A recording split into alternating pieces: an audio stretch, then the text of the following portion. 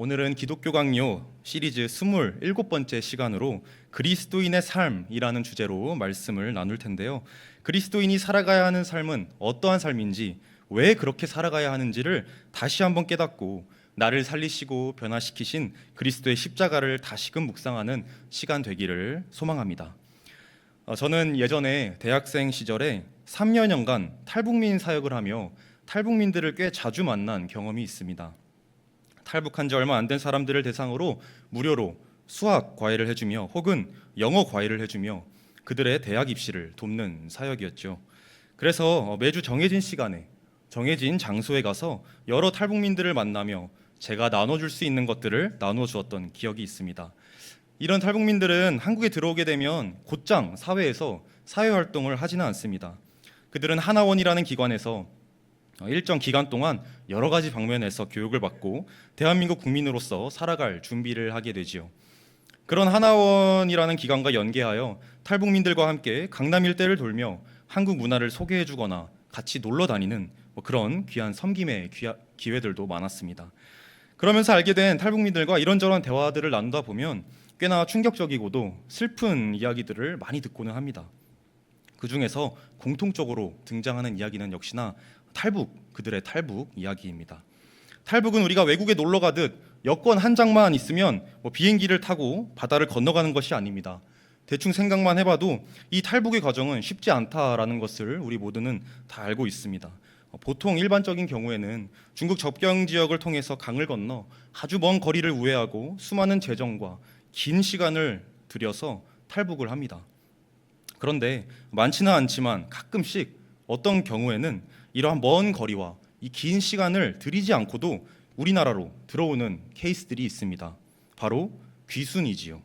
비무장지대를 넘어 38선을 넘어 남쪽으로 곧바로 내려오는 것을 말합니다. 이러한 자들을 우리는 귀순자라고 합니다. 철책선에서 근무하는 초병들은 이들을 발견하는 즉시 상황이 걸리며 귀순자 조치를 실시하게 됩니다. 그런데 종종 초병들이 새벽잠을 이기지 못해 잠이 드는 경우가 발생합니다. 실제로 2012년 10월에 제가 근무하던 시기는 아니지만 근무하던 부대에 노크 귀순이라는 사건이 일어나게 됩니다. 이 비무장지대를 넘어온 북한 귀순자를 초소 근무자들이 잠에 들어서 발견하지 못하고 부대의 행정실까지 와서 노크해서 들어왔다는 그런 전설의 이야기이죠. 그 귀순의 주인공이 되는 사람은 남한에 넘어와서 시간이 흘러 예수 그리스도를 믿게 되고 신학을 전공해 현재도 탈북 사역에 사활을 거시는 목사님이 되셨습니다. 이 목사님과 우연히 만남을 가질 기회가 있어 이야기를 나눠봤습니다. 그분이 하신 말씀, 내 주변의 환경은 모든 것이 다 바뀌었는데 자신은 도통 잘 바뀌지 않는다라는 말입니다. 이것은 어떠한 경우로 한국에 탈북을 했든 이 탈북민들이 모두가 공통적으로 하는 말들입니다. 사랑하는 영가족 여러분들, 이것은 우리 그리스도인들에게도 적용되는 이야기라고 생각합니다. 우리 모두는 예수 그리스도를 내 삶의 주인으로 고백하는 순간에 엄청난 변화가 단숨에 일어나게 됩니다. 무엇입니까? 바로 신분의 변화이죠. 마치 탈북민들이 대한민국 입국 심사의 모든 과정을 마치고 법적으로 대한민국 국민이 되듯이 우리 모두는 하나님을 내 삶의 주인으로 인정하는 그 순간에, 예수 그리스도가 내 구주라는 것을 고백하는 그 순간에 하나님의 자녀가 됩니다. 놀라운 변화가 아닐 수 없습니다. 에스겔을 향한 하나님의 그 말씀처럼 피투성이체로 길거리에 나뒹굴고 있던 우리였습니다. 그 누구도 쳐다보지 않고 그 누구도 신경 쓰지 않았던 우리입니다. 그렇게 죄와 사망의 법에 매여 죽어갈 날만을, 사형 선고가 내려져 집행될 날만을 기다리고 있던 악인들이었습니다. 그 어떠한 소망도 빛도 희망도 없는 이 에베소서의 말씀에 의하면 죄와 허물로 죽을 뻔한 사람이 아닌 이미 죽은 사람들이었다는 것이죠. 그런 우리에게 율법 외에 나타난 그 거룩한 빛이 우리의 모든 죄를 삼키고 죄로부터 속량하셨습니다. 그렇게 하나님의 자녀가 됐습니다. 그러나 신분이 변화했다고 해서 우리의 삶이 바로 바뀌지는 않습니다. 신분이 변화되고 나서 우리에게는 아주 길고 때로는 아주 고통스러운 변화가 뒤따라옵니다. 바로 수준의 변화입니다. 하나님의 자녀답게, 하나님의 백성답게 변해가는 것, 곧 수준이 변해가는 것이죠. 오늘 에베소서의 이 말씀은 이런 그리스도인의 수준의 변화에 대해서 매우 짧고 강렬하게 그 당위와 내용에 대해서 선언하고 있습니다. 이 에베소서는 크게 총 두 개의 파트로 나뉘게 되는데요.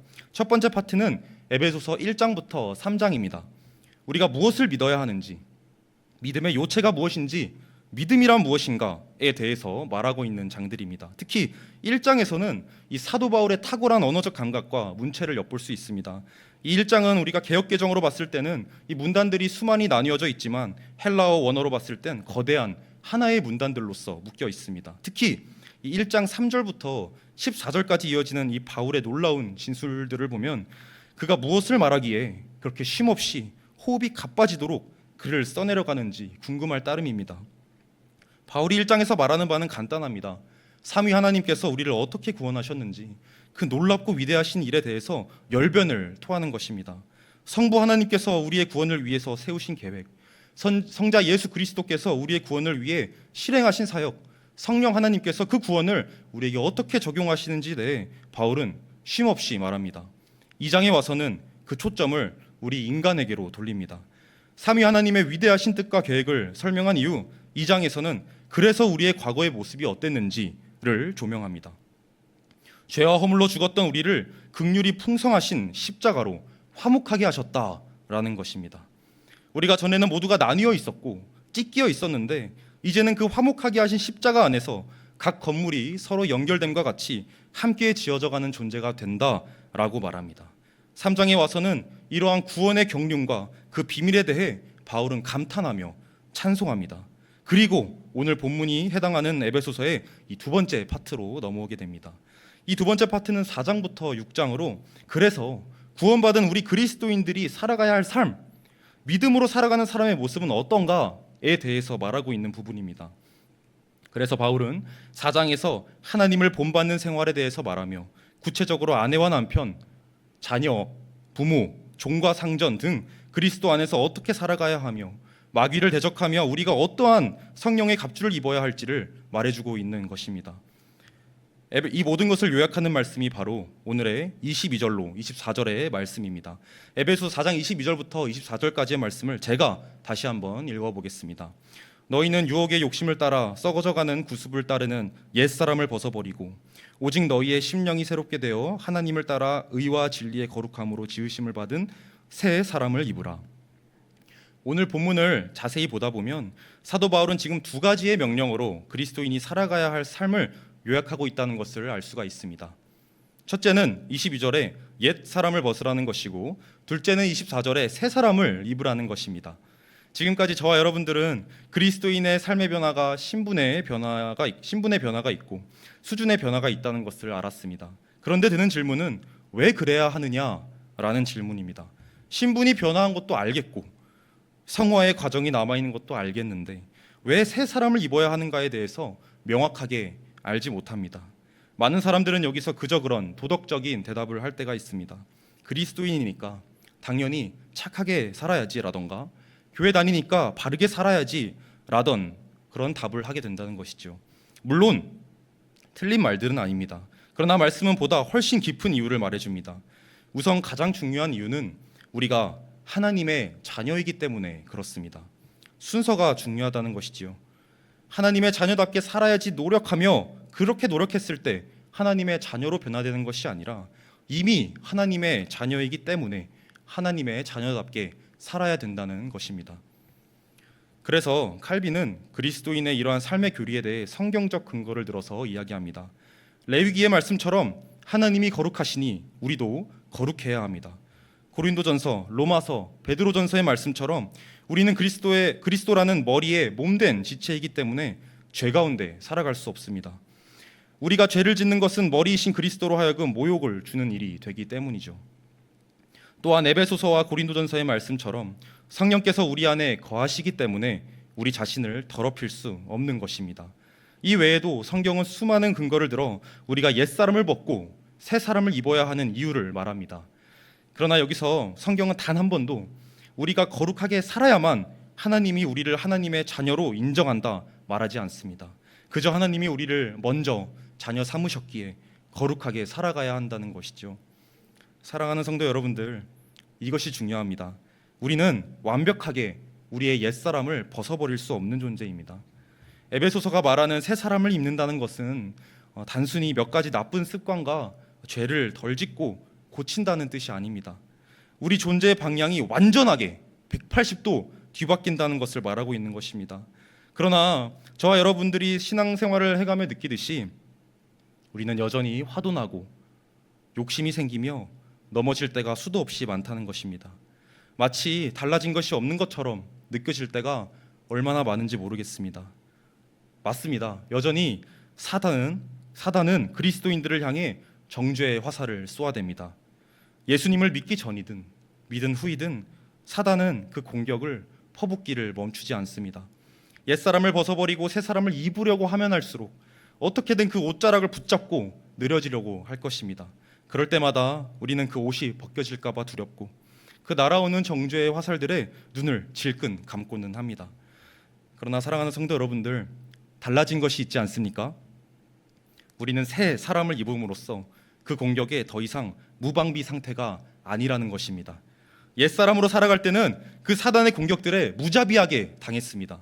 그리스도 밖에 있을 때에는 그 화살들을 막아낼 수단과 방법이 존재하지 않았죠. 그러나 이제는 새 사람을 입고 그리스도 안에 있을 때에는 비록 여전히 똑같이 화살들이 날라올지라도 예수 그리스도라는 옷이 모든 공격을 막아줄 것입니다. 우리는 여전히 비틀거리며 오늘을 살아갑니다. 어떤 사람은 절뚝거리기도 하고 또 어떤 사람은 두 다리로 안 돼서 두 팔까지 써가며 기어갈지도 모르겠습니다.